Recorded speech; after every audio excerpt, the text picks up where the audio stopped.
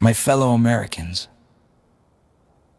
tonight I'm speaking to you plainly, because plain truth is what this moment demands. We are living through an era where everything feels sharpened. The language, the stress, the stakes, we argue like strangers. We scroll past suffering like it's weather. We treat politics like war, and we treat each other like targets. And yet, beneath all that noise, most Americans want the same things: to be safe, to be respected, to afford life, to raise their kids without fear, to work hard and have it mean something, to live in a country that doesn't hate itself. So let me say this clearly. We are not doomed, but we are being tested. And the test is not whether we can win arguments. The test is whether we can rebuild a shared life. A democracy doesn't collapse all at once. It collapses when people stop believing they owe each other anything. Tonight I'm asking us to believe again, without being naive, without pretending the wounds aren't real, and without waiting for someone else to do the hard work of citizenship. Because the future doesn't belong to the loudest. It belongs to the steady, the builders, the people who don't quit. What this moment requires: first, we must lower the heat without lowering our standards.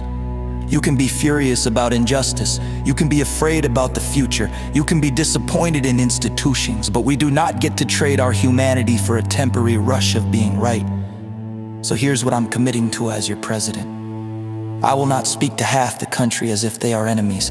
I will not govern by humiliation. I will not ask you to hate your neighbor to prove you love your country. And I'm asking something in return.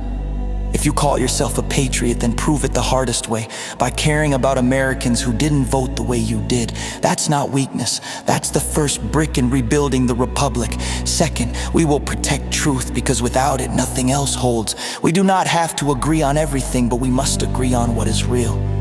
A nation cannot be governed by rumor. A people cannot be free when lies are cheaper than facts. And a society cannot heal when every conversation starts with "they're all evil." So we will stand up for honest information, transparent systems, and accountability, without turning truth into a weapon used only against the other side. Third, we will make life affordable again, because dignity should not be a luxury. In too many homes, the math is broken, not because people don't work, but because the basics outrun the paycheck. I'm not interested in speeches that tell you to tighten your belt while someone else gets richer off your rent, your prescriptions, your groceries. So we are going to fight for an economy built on a simple promise. If you work full-time in America, you should be able to live a full life. That means building more housing and breaking the chokeholds that keep prices high, lowering everyday costs and protecting families from corporate price games, rewarding skilled work and strengthening pathways to good jobs, and making sure small businesses can actually compete. Fourth, we will restore safety with justice and competence. People deserve to feel safe in their neighborhoods, in their schools, on their streets, and they deserve to know safety doesn't mean harassment, discrimination, or abuse of power. We can do both. We must do both. Because a country that can't keep order becomes cruel, and a country that keeps order without justice becomes tyrannical. Fifth, we will lead with strength that doesn't need cruelty. The world is unstable. That's not a talking point, that's reality. America will defend its people, support allies, and protect our interests. But we will not confuse rage with strategy. We will not confuse vengeance with leadership, and we will never treat human life like a bargaining chip. Real strength is discipline. Real strength is alliances. Real strength is keeping our word. Now, here's the deeper issue. Even if we passed every policy tomorrow, we would still have a problem if we don't rebuild something more fundamental. Belonging. A nation falls apart when people feel invisible, disposable, and unheard. When they think the game is rigged and the only way to matter is to burn something down. So the mission beyond this moment is a moral one. We are going to build a country where people can disagree and still feel like they belong to the same story.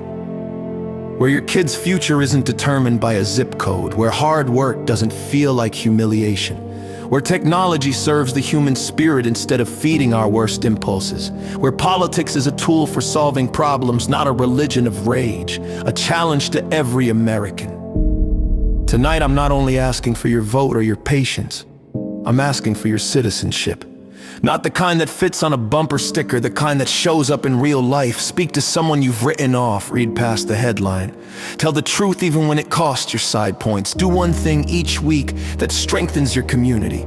Teach your kids that being American means more than being loud. It means being responsible. Because the most dangerous lie we tell ourselves is, someone else will fix it.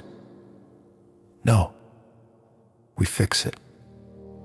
To the exhausted, the angry, the discouraged, I know many of you feel like nothing works, like the country is stuck in a loop, but I want you to remember something about America. We are not the people who always get it right the first time. We are the people who refuse to let failure be the final word. We've been divided before, we've been afraid before, we've been wrong before, and every time we rose, it wasn't because we were perfect. It was because enough ordinary people chose to be brave at the same time. So here is my promise to you. I will not ask you to pretend everything is fine. I will not insult your intelligence with easy answers. I will not trade your future for applause tonight. I will do the work, day after day, to leave this country more united than I found it, more honest than it has been, more affordable than it is, and more worthy of our children than it feels right now. And I'm asking you, right now, to believe in something bigger than your anger. Believe that this republic is still worth keeping. Believe that your neighbor is still human. Believe that we can be fierce without being cruel. Believe that we can be different without being enemies. Because the truth is, the future isn't something we wait for. It's something we build together.